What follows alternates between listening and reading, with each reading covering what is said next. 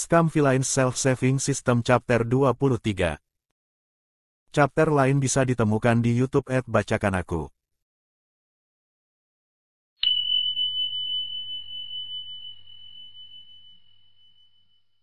Penampilan gadis ini cantik dan elegan, meskipun dia berjalan dengan pincang.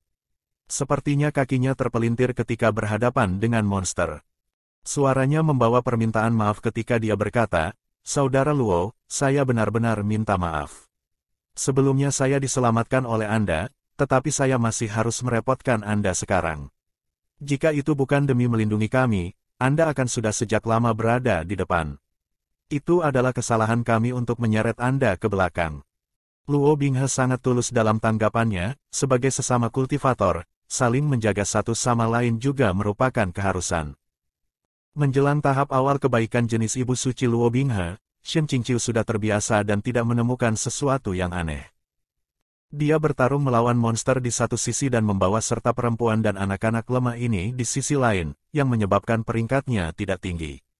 Jika tidak, sesuai dengan kekuatannya saat ini, dia tidak memiliki tekanan sama sekali untuk bersaing dengan Gong Yi Xiao untuk menjadi yang teratas. Harus diketahui bahwa peringkat Ming Fan pun tidak buruk.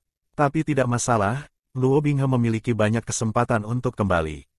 Shen Qingqiu benar-benar tidak berpikir untuk merefleksikan perasaan murid saya adalah yang terkuat, jika bukan karena dia orang yang begitu baik, murah hati dan mudah ditindas, maka Anda semua bahkan tidak akan berpikir untuk bersaing dengannya miliknya dan bertanya-tanya apakah ada yang aneh dengan sikap ini. Yui Qingyuan dengan tertawa berkata, "Qingqiu, murid kecilmu ini memiliki karakter yang bagus." Shen Qingqiu membuka kipasnya dan tersenyum, mendamaikan dirinya sendiri. Apakah itu dari perspektif pembaca atau dari perspektif Shizun, tingkat awal Lotus Putih Luo Binghe memang memenuhi standar. Qingqi mendengus, karena dia seperti itu, sepertinya dia tidak datang dari pengawasannya. Ada penonton yang juga menyampaikan kata-kata pujian. Namun, mereka mungkin tidak tulus. Apa gunanya memiliki hati yang baik? Apa yang diperhatikan oleh konferensi aliansi abadi adalah kekuatan. Di mata mereka, gerakan Luo Binghe agak sombong.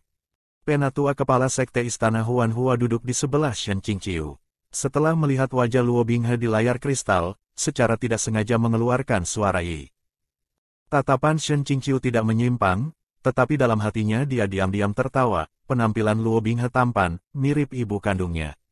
Tentu saja, saat kepala sekte tua ini melihat wajahnya dan berpikir dia secara kebetulan terlihat seperti orang generasi muda tertentu, murid kebanggaannya yang hilang pada waktu itu, dan menghela nafas sedikit. Seperti yang diketahui semua orang, Luo Binghe benar-benar anak dari murid kesayangannya. Dan di sisi lain, di dalam ngarai Juedi, Luo Binghe sudah berpikir dalam benaknya tentang cara yang aman untuk menyelesaikan masalah dan menyingkirkan situasi saat ini. Berbicara secara moral, dia tidak bisa membuang murid-murid istana Huanhua yang belum lama masuk ke dalam sekte, tetapi dia juga tidak ingin membiarkan kesempatan untuk melakukan kinerja yang luar biasa di konferensi aliansi abadi dan tidak membiarkan Shizun kecewa. Di sisi ini, Luo Binghe dengan tenang merenungkan bagaimana cara menenangkan para murid kecil dan lemah ini sementara Shen Qingqiu benar-benar berpikir dia sedang menggosok percikan api dengan seorang saudari. Ini adalah saudari pertama yang berguling di spray bersama Luo Binghe. Qin Wanyewi. Kesan Shen Qingqiu tentang saudari ini tidak buruk. Meskipun dia tidak banyak membantu upaya protagonis untuk membunuh dan mendominasi tiga alam, dia adalah orang yang hangat dan lembut yang tidak suka berkelahi di harem. Pria apa yang tidak suka saudari seperti itu? Shen Qingqiu tidak akan mengatakan, Sa Hualing dan istri utama Luo Binghe hidup bersama, sepanjang hari berjuang untuk kasih sayang dan tipuannya, melukai orang ini dan membingkai orang lain. Dia telah melihat beberapa puluh bab dari adegan-adegan semacam ini hingga membuatnya kesal. Sua-sua-sua dan dia langsung membalik halaman. Usahanya untuk membaca dimaksudkan untuk sebuah novel supernatural, bukan biografi wanita cantik. Saya lebih suka melihat Anda menghabiskan 100.000 kata untuk menggambarkan bagaimana laba-laba berkepala hantu dibiakkan daripada menonton bagaimana Sa Hualing membuat Qin Wanyewi mengalami keguguran. Terima kasih. Orang-orang ini dengan sungguh-sungguh memperlakukan Luo Binghe sebagai penyelamat mereka, mengikuti di belakangnya. Luo Binghe tidak berdaya, tetapi tidak bisa bersikap dingin dan mengusir mereka. Hati Shen Qingqiu sangat bahagia. Luo Binghe saat ini hangat dan jujur tetapi tidak mudah untuk dibodohi. Di antara para murid yang mengikuti secara dekat ini dalam peringkat dan arsip, beberapa pada saat ini tidak cocok untuk berperang karena kondisi perkembangan mereka tidak baik. Paling tidak, setelah beberapa penyesuaian, tidak akan ada masalah. Tetapi ada juga beberapa yang tidak memiliki pembelajaran atau keterampilan, namun tidak mau mengundurkan diri dari kompetisi. Mereka ingin memeluk paha Luo Binghe untuk membingungkan dan memenangkan beberapa manik-manik dan prestise. Jika itu adalah Luo Binghe tahap akhir, kamu bisa mati di tangannya kapan saja dan dia tidak akan ragu. Setelah berjalan sebentar, monster kecil yang datang pada malam hari sebagian besar ditumpas oleh Luo Binghe hanya dengan menggerakkan satu jari. Pedangnya bahkan tidak perlu meninggalkan sarungnya. Tetap saja, mereka tidak dapat menambah kecepatan.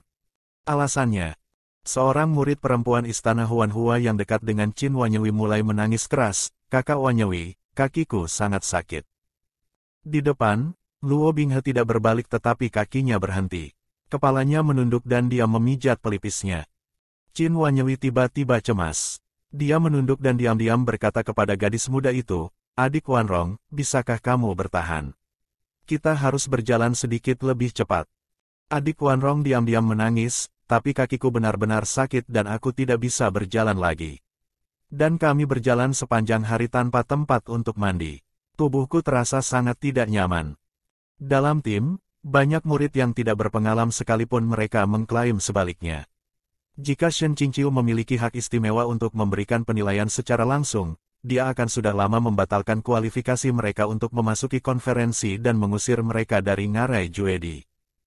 Jika mereka menangis dengan mudah tentang sakit kaki mereka, lalu mengapa mereka mendaftar untuk sesuatu seperti konferensi aliansi abadi? Pendaftaran bisa dimaafkan, tetapi mengapa mereka menyeret orang ke belakang?